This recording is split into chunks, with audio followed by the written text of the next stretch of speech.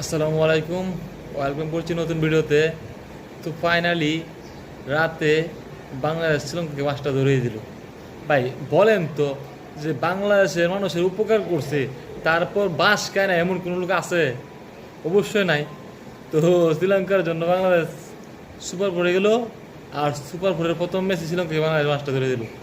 যাই হোক, খুব ভালো হলো, কিন্তু একটা বিষয় নিয়ে আমি খুবই বিরক্ত। লাস্ট ওভারে যে ডামাটা হইলো, মানে খুবই বিরক্ত। লাস্ট ওভারে যে ডামাটা হইলো, আমি বিশ্বাস করি যারা টিকিট বুঝে এবং কালকের ম্যাচ যারা দেখছে সবাই খুবই বিরক্ত লাস্ট ম্যাচের, মানে লাস্ট ওভারের ডামা নিয়ে। কারণ হয়েছে যে সেই 2016 সালে ইন্ডিয়ার সাথে যে লাস্ট ওভারের যে হারটা, এই সেম অবস্থা আজকে হওয়ার, মানে কালকে সেম অবস্থা হওয়ার মতো আসছিল। বুঝলাম না বাবা এই বিষয়টা, তাদের কি কোনো ম্যানার নাই? 1 রান লাগে, 5 বল বাকি, এটা সিঙ্গেল নিয়ে ম্যাচ উইন হওয়ার দরকার। যেহেতু আমরা এখন সুপার ফোরে আছি, আমাদের আগে তো উইন হওয়ার জরুরি, তাই না? তো এই অবস্থায় জাকির গেলে শর্ট খেলতে বল দিল, শেখ মেহেদি বল খেলে তারপর সেমই অবস্থা। মানে এতটাই বিরক্ত লাগছে ভাই, মানে বাসায় প্রকাশ করার মতো নাই। তারপরে একাদশ নিয়ে দেখেন অবস্থাটা, যে আমাদের সীমার বাম হাতে সীমা শরীফুল ইসলাম অনেকদিন যাবতে আউট অফ ফর্ম, অনেকদিন যাবতে শরীফুল আউট অফ ফর্মে আছে রে, মনে সবাই জানি। মেহেদিকে একাদশ করার চমৎকার সিদ্ধান্ত। কিন্তু ভাই সাকিবের মতো বোলিং রাইকিয়া, ইনফর্ম সাকিবের মতো বোলিং রাইকিয়া হঠাৎ করে শরীফুললে ইন করে একাদশে, ভাই এটা করে একটু হলো ভাই। মানে কার, মানে কী নিয়ে ওরা কী করে আল্লাহ জানে। অনেকদিন যাবত পরীক্ষিতভাবে শরীফুল আউট অফ ফর্মে আছে, কেন তাকে হঠাৎ করে একাদশে ঢুকাবে?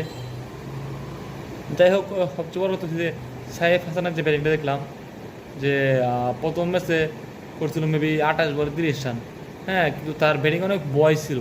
শর্ট খেলতে গেলে মানে অনেক বয়ে বয়ে শর্ট খেলতে দেখতাম, মানে অনেকটাই নার্ভাস ছিল।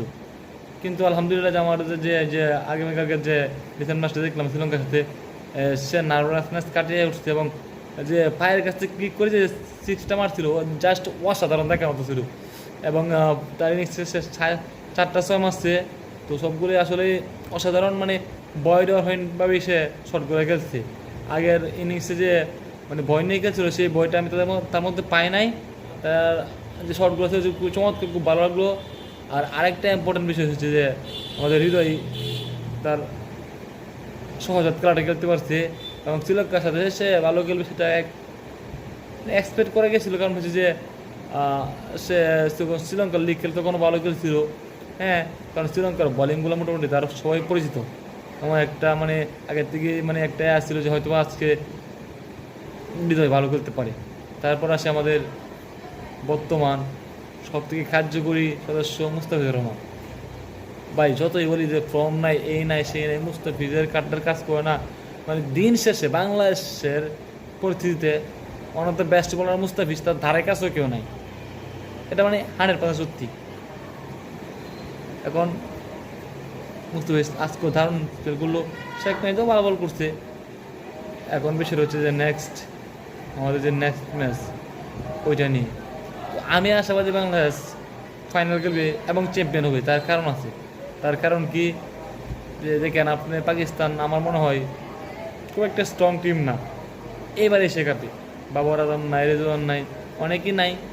তো স্যার আমার মনে হয় তোমার একটা ভালো টিম। আমার মনে হয় Pakistan better of Bangladesh team. হ্যাঁ, আর ভারত ওমানের সাথে যে খেলাটা গেলো, ভারত আমাদের দেখি আমি যথেষ্ট কনফিউজ যে এরকম খেললে বাংলাদেশ যে কোনো সময় ভারতকে হারিয়ে দিতে পারে। কিন্তু একটা সমস্যা হচ্ছে ওমানের সাথে জসপ্রীত বুমরা ছিল না, বরুণ চক্রবর্তী ছিল না, সূর্যকুমার ব্যাটিং করে নাই। বাংলাদেশ সাথে কবি, কিন্তু তারপর আমরা আশাবাদী বাংলাদেশ কালকে রাত্রে যে খেলাটা খেললো তার সহজাত খেলা খেলতে পারলে ইনশাল্লাহ ইন্ডিয়াকে পাকিস্তানকে হারানো সম্ভব এবং ফাইনালে যাওয়া উচিত এবং চ্যাম্পিয়ন হওয়া উচিত। আল্লাহ হাফেজ।